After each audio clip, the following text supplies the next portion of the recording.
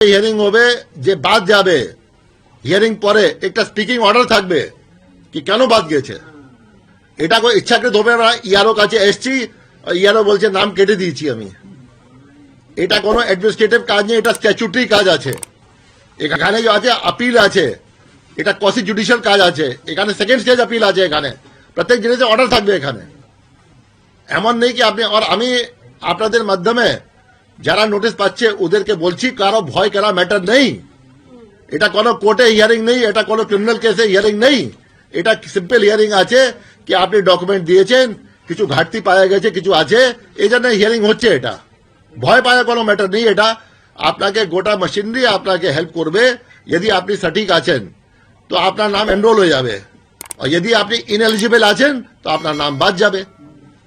আমরা এরপরে কোনো আমাদের খালি ভোটার তালিকার মধ্যে জুরিডিকশন আছে, ওখানেই আমরা সীমাবদ্ধ থাকবো।